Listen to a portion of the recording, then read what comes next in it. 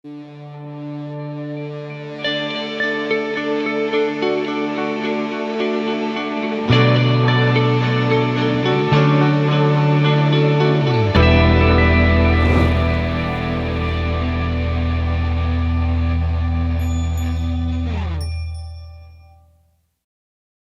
Dosers, Tracie here. Thanks so much for joining us on our Advent series. This week we're talking about hope. And as a little girl, I remember when things were kind of crazy in our house or things were going on. We lived right in Northwest Missouri, and boy, tornadoes would just scream through. And when things like that were happening in our life, I would always look to my dad, and I would make sure that he would look like everything was going to be okay, because he had this calm assurance, confident personality that it was all going to be all right. And so when I would look at him, he would bring this peace and this calm to my heart, even when we were having to hunker in and cover ourselves from all the crazy that was going on. And as I grew up over time, I realized that he didn't always know exactly how it was going to work out or that our circumstances were even going to be great. But he always remained this confident person in my life that I could look at him and I could gauge how it was going to turn out. And I trusted that in him because he was so confident.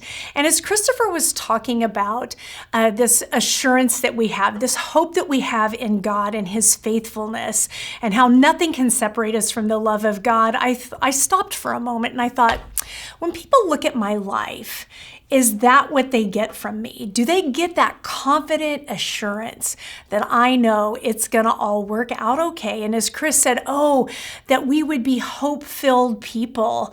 I just wondered, am I a hope-filled person that gives that confidence to people? And in Hebrews 6:19, it tells us this. It's this certain hope of being saved is a strong and trustworthy anchor for our souls. And in this time, in this year in particular, and looking at 2021, I think it's been so easy for us to kind of spiral downwards, and the sky is falling and we don't know what it's all going to look like, and we're uncertain and things are bad, and having that mentality. And it's not looking towards hope-filled, but it's like this uncertain chaos. And as Christians, I wonder if we should stop for a moment during this time and really ask ourselves, are we hope-filled people? That when people look at our lives, they are pointed directly to Jesus and to God and to the hope that we have in eternity.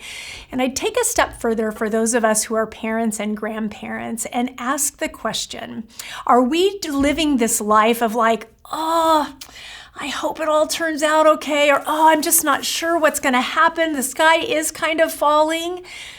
And when our kids and our grandkids are watching us, is their faith in God? Are they being drawn to God himself? Or are they really not so sure what this following Jesus is all about? Or for those of us who work outside the home and our neighbors and people who need Jesus, may we be people who are hope-filled during this season and into the next year, that this anchor for our souls and God himself and God alone is who we look to and who we point other people to because of the hope we have of an eternity that is steadfast and it's trustworthy. We'll see you next time.